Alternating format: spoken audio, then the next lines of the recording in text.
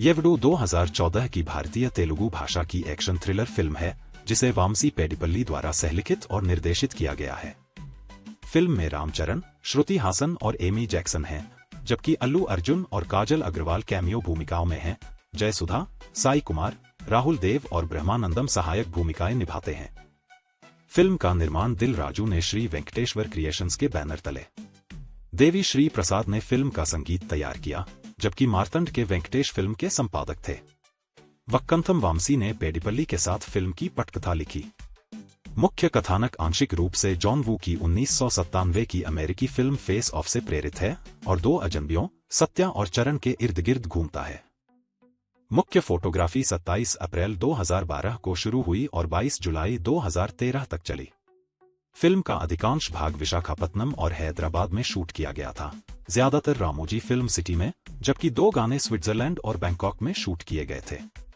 येवडू कई देरी के बाद 12 जनवरी 2014 को संक्रांति के त्योहार के दौरान रिलीज हुई। इसे आलोचकों से सकारात्मक समीक्षा मिली और यह व्यावसायिक रूप से सफल रही। सत्या और दीप्ति विशाखापत्तनम में रहते हैं, जहां एक खूंखार डॉन, वीरू भाई, दीप्ति के पीछे पड़ा हुआ है। अपने माता पिता के सुझाव पर दीप्ति और सत्या भाग जाते हैं और हैदराबाद जाने वाली बस में सवार हो जाते हैं, लेकिन बस को अप्रत्याशित रूप से रोक दिया जाता है और 3 आदमी उसमें सवार हो जाते हैं। वीरू का गुर्गा देवा, उसका भाई अजय और उसका गुर्गा इंस्पेक्टर श्रवण। देवा दीप्ति को सामने से मार देता है और सत्या को चाकू मार देता है।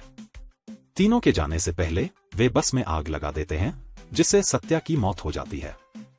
हालांकि डॉक्टर शैलजा सत्या को एक नया चेहरा प्रत्यारोपित करके बचाती हैं, जो एक नए चेहरे और त्वचा के साथ साथ एक नया जीवन भी लाता है। 10 महीने बाद सत्या कोमा से जागता है, जो उसे चौंका देता है क्योंकि उसका चेहरा अलग होता है। राम के छद्म नाम के तहत सत्या विशाखापत्तनम लौटता है, जहां उसकी मुलाकात श्रुति नाम की एक मॉडल से होती है, जिसे वीरू पसंद करता है। श्रुति से दोस्ती करके वह अपने नए अज्ञात चेहरे का फायदा उठाता है और देवा को एक निर्माणाधीन अपार्टमेंट में ले जाता है, जहां सत्या उसे मार देता है। एसीपी अशोक वर्मा द्वारा देवा की एक तस्वीर खोजी गई है, जिसे 1 के रूप में चिह्नित किया गया है। राम पुलिस में दीप्ति के बारे में रिपोर्ट दर्ज कराता है, जिसमें कहा जाता है कि वह 10 दिनों से लापता है।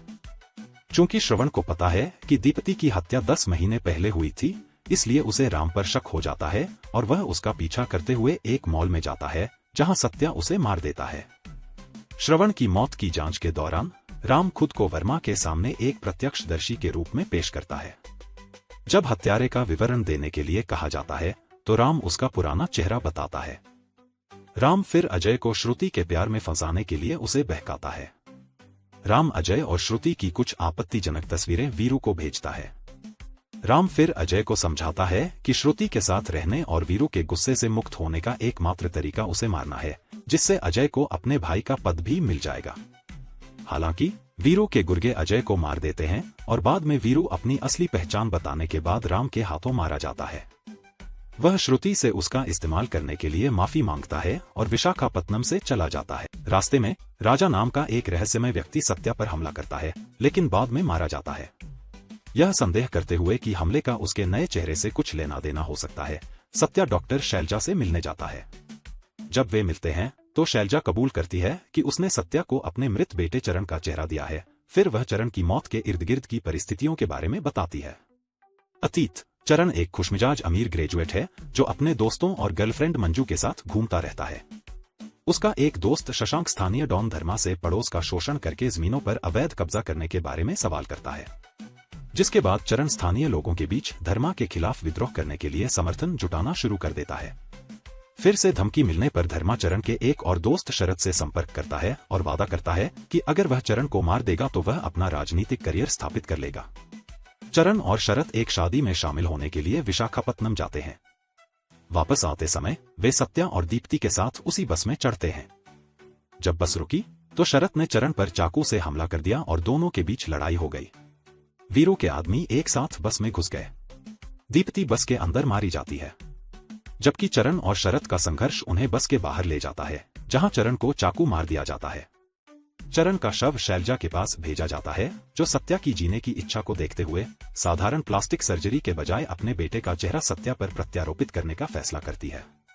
इससे पहले कि शैलजा सत्या को चरण के बारे में बता पाती, सत्या अस्पताल से निकल चुका था। वर्तमान शैलजा को छोड़कर सत्या चरण के भेष में पड़ोस में जाता है।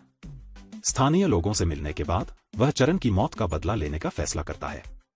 सबसे पहले वह एक राजनीतिक बैठक में शरद से मिलता है। चरण के जीवित होने के सदमे का फायदा उठाते हुए उसे धर्मा को मारने के लिए कहता है। शरद धर्मा को चाकू मारता है, जो बदले में शरद को मार देता है। हालांकि सत्या के पीछे गांव के लोग मिलकर धर्मा को मार देते हैं।